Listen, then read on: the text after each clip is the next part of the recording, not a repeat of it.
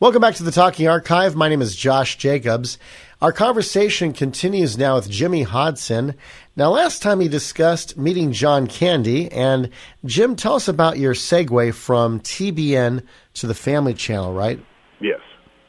Tell us about that offer that you had gotten from Family Channel to go there.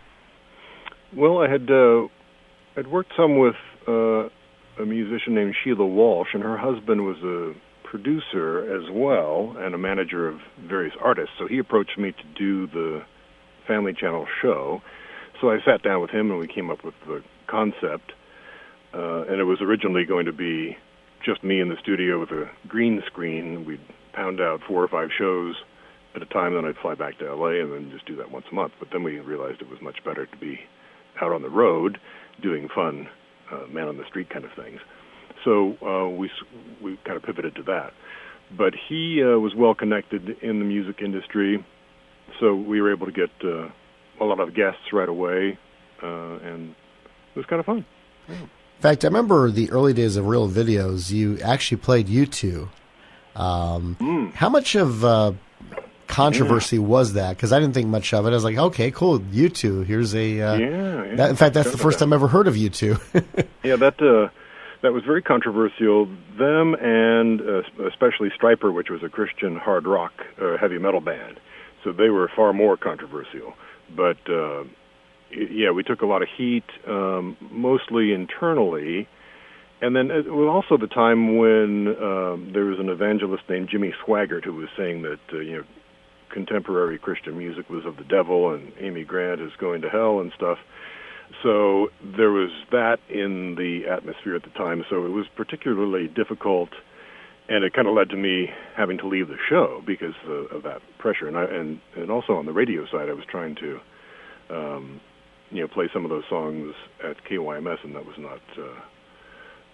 not copacetic. So, in retrospect, I was probably too harsh, but I was trying to be cutting edge and reach young people and play great music, and sometimes people don't like that. So. Yeah, I remember. Well, how much of because DJs sometimes have free form to break music, if you will.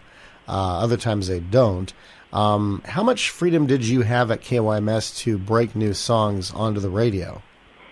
Well, eventually I became program director for a very short time, and I think I was playing those songs then, and that was not well received. So I got blown up. But also I was 22 or something, and so my humor was not only sophomoric but irritating to some. So humor is an acquired taste. So if you don't like it, you don't like it. So I think I tried to push the envelope a little too hard and. But my old boss, Dave Toberty, he goes to the church we go to now, and so I get to see him all the time, and he's great. And I apologized for being a jerk back then, and he said, "Oh, no hard feelings at all." It was totally, but I'm sure there were misunderstandings on both sides. Oh yeah, I mean, but it's good that you were able to make amends and see him quite often these days. Well, is he the son of Paul Toberty or the brother? Yeah, the son of, yeah. So he ran the station for those years while his dad was the owner, so it was pretty cool. Yeah, and so then after, in 1989, you became the voiceover talent, the voice of In-N-Out Burger, and that was when it was run by Guy and Rich Snyder, and their mother, Esther Snyder, who was the co-founder of the burger chain, the legendary burger chain, with her husband, Harry. And tell us about how you got that gig, and you have it to this day. Yeah, well, between TV shows, there were a few years of lean years, and so I was asked by a mentor of mine named Jack Sims. He said he'd started a church and said, "Can you come do the announcements?" So we had like some fun church announcements. And it was the church for people who don't like to go to church. So it was like in a racquetball court conference room with a live band and an open bar. This is the church. So Rich Snyder, the owner of In-N-Out, was Jack's best friend, and he came to the church. And so he approached me and said, Jim, can you be the voice of In-N-Out and come do all of our voiceovers? I'm like, yeah, I would love that. So I did it from that day on, 1989 on. But the first session I remember, in voiceover you go into a little glass enclosed booth, and usually the engineer and producers are on the other side of the glass recording you. And in this case, Rich was in the booth with me, directing me. So I was really scared, and he's like, no, do it like this. And but the first thing we did was called Burger Television. So I did all their internal things for 13 years before I got to do the TV and radio commercials, which I still do. But they've been fantastic. It's the best company in the world. But then sadly, Rich and Jack died in a plane crash in 1993. So it was a big loss. And then Rich's older brother Guy took over the company, and then he passed away, I think, in 1999. And his mom took over, and then she passed away, and her granddaughter, Lindsay, inherited the company and runs it now, and she's done a fantastic job. She's a truly visionary, wonderful leader. She's, they've all been, delightful to work with, and it's just a great family-run company, and they really treat their people well as their customers. So it's pretty cool. Yeah, in fact, I remember about 10 years ago when I was producing the Frank Sontag show, he got an interview, and Lindsay came in studio. And she usually is somebody who didn't give interviews. And it was kind of like, the Barbara Walters interview situation where, Lindsay just talked about, the adversity she had gone through. And she was only about 31 years old at the time.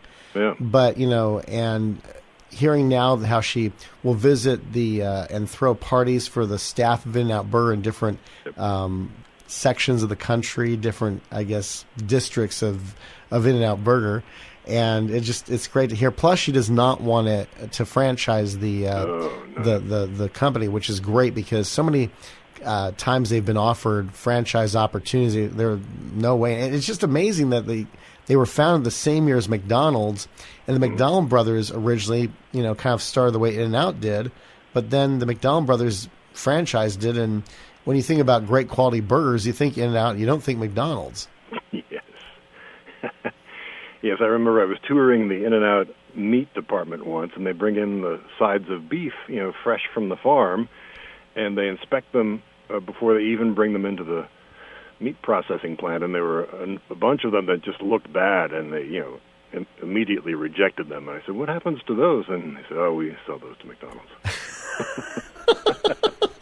But their standards are so high at In-N-Out. They have an FDA, not FDA, FDA, food inspector office on site, as they legally have to have, but it's completely empty. The guy never shows up because In-N-Out standards are so much higher than the government's that they don't even have to check them.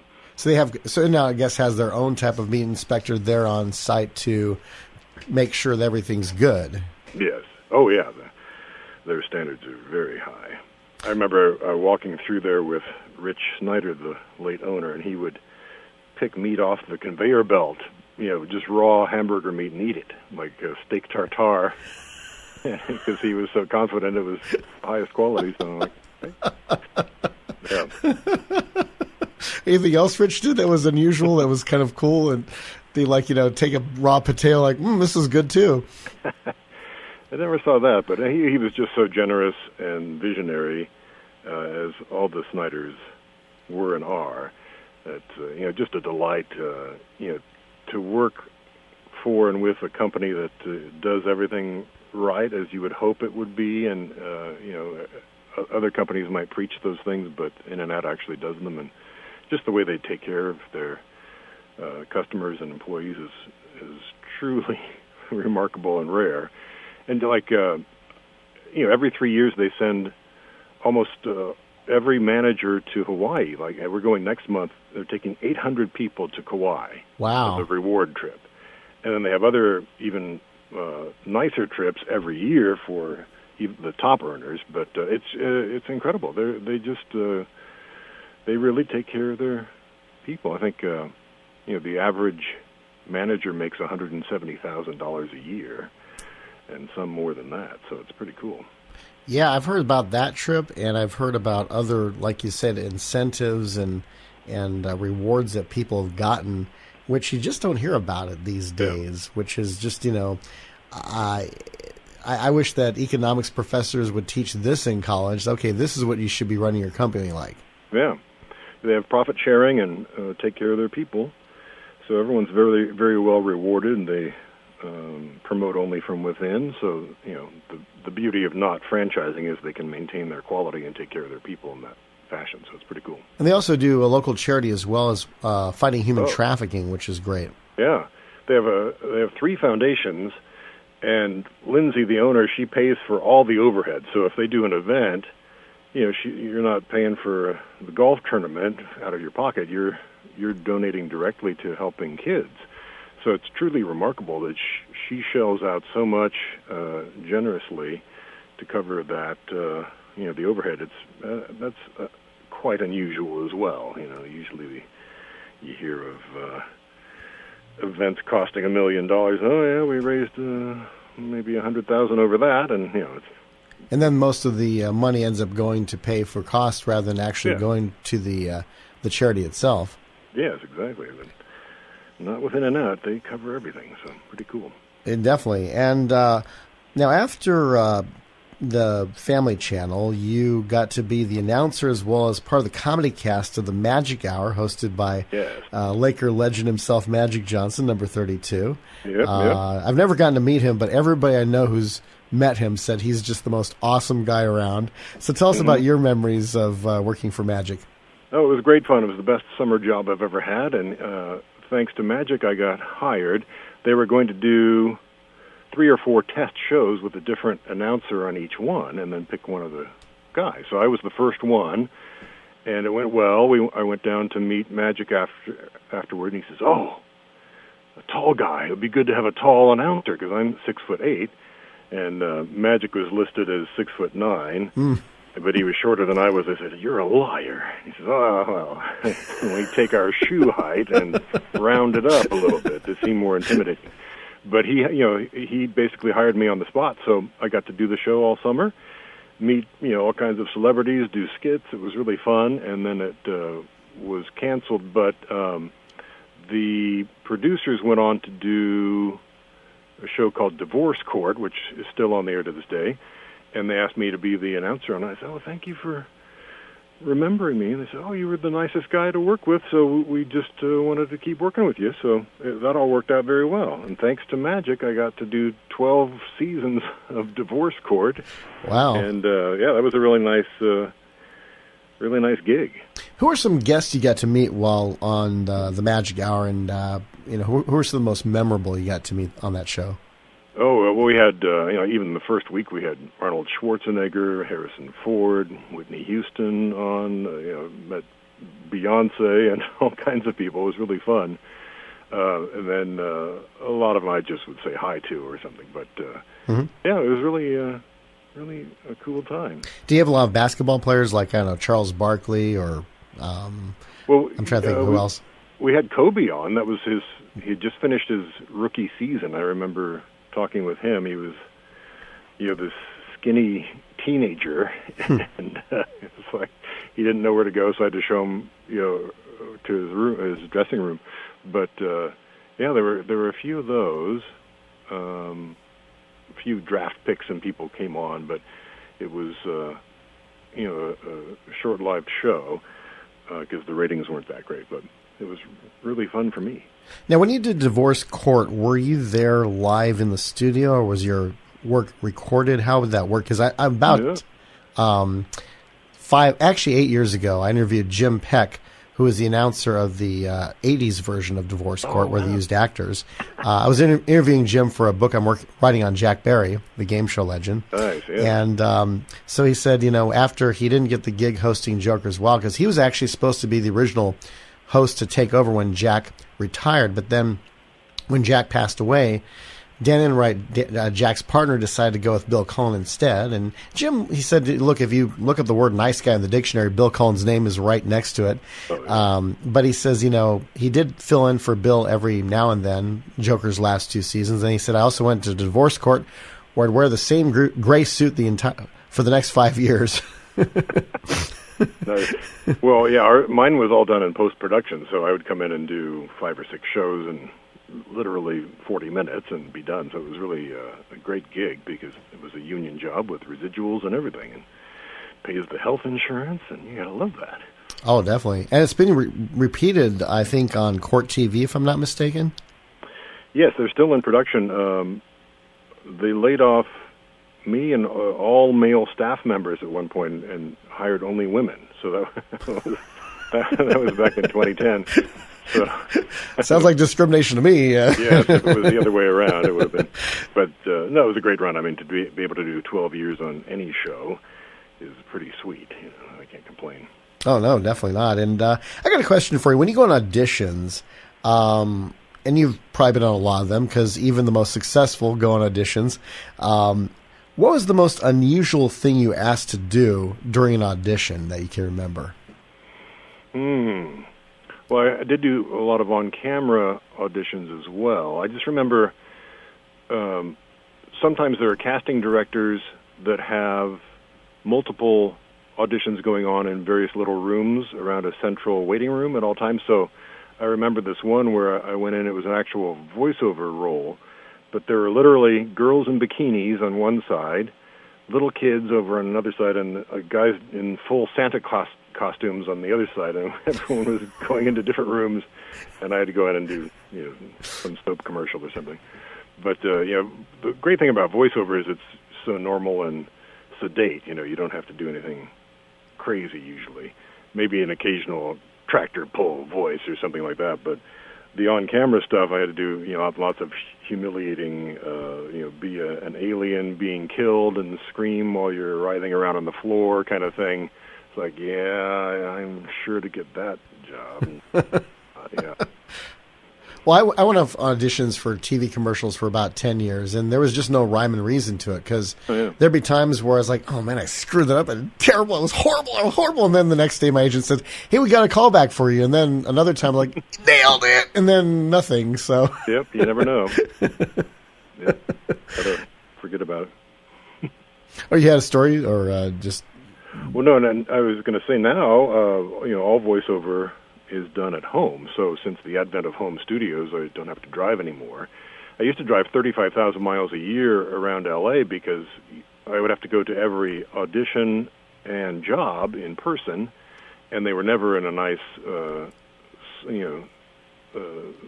circle tour of L.A. It was always back and forth, Burbank to Santa Monica, back to Hollywood, and back to Santa Monica. So it's pretty nice to be able to work at home, and then whenever I travel, I've recorded everywhere in the world, from Croatia to Iceland and Hawaii and everywhere in between. You just fire up the microphone on a laptop in a hotel closet or a rental car, and it's good to go. It's pretty sweet. Yeah, especially, I loved it when I had auditions like in the San Fernando Valley and Burbank.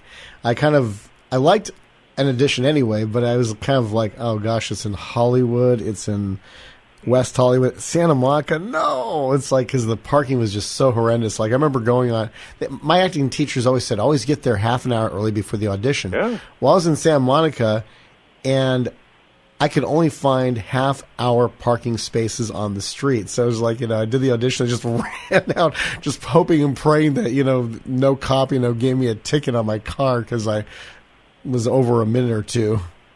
Yes. That's why Don LaFontaine, the old trailer king, he started he hired a limo driver and bought a limo. So he would drive him around. He could just pull up to the front of the studio and hop out. He had a fax machine in the limo. They would fax and call the driver and just say, go over to Margarita Mix or something, and he'd get there, he'd have the script in hand, waltz in, do his 3 lines, and waltz out with a check for $2,500. Oh, smart. Yes, but then even he got a home studio because he was even more efficient that way. So, how many times did you get to meet Don LaFontaine? Only a few times, and then when he right before he passed away, we had the same agent, so I would see him on occasion. But my agent called and said, "Hey, can you do this job? You got to replace some lines for Don LaFontaine." I'm like, that's not going to go very well. If they want Don, they're not going to want Jimmy Hodson. But then I found out he was in bad shape, so he passed away soon thereafter. His funeral was incredible. It was a huge crowd, and they had Josh Groban sing at his funeral. Wow. To have Josh Groban sing in your memorial service. Great guy. He was very generous as well. He was really helpful, a great mentor to a lot of people as well. That's great to hear. I mean, what was some of the best advice you've ever been given, speaking of mentors? Well, one is just, do things yourself. If no one's going to hire you, you can there are no barriers to entry in the industry anymore, so you can produce your own stuff. You can make your own movies. You can make commercials and, sell them to people. So it's so easy and cheap technically to produce anything now that, there's nothing to stop you from making a demo or putting your voiceover reel on one of the websites and all kinds of things. It's really so much easier to get in. And then the big thing I would always tell people is perseverance, because you can have all the talent in the world and never work. You can have no talent and work all the time, or any degree in between. But the common denominator I found with most everyone in the business is perseverance. You have to just keep knocking on doors or email inboxes and keep plugging away, and things will happen. Because the time it takes you to maybe make it, you're learning and growing and getting better, and a lot of the competition has fallen away and given up because people come out from Kansas to L.A., going to make it in Hollywood, and then after 2 months of pounding the pavement, there's nothing, they go back home. Or it's you got to keep working at it and getting better, and I still keep practicing and auditioning and everything every day. So this is the Talking Archive. My name is Josh Jacobs. We're talking with voiceover talent Jim Hodson, and next time he tells us what radio format he would have loved to have been a part of had he stayed a disc jockey.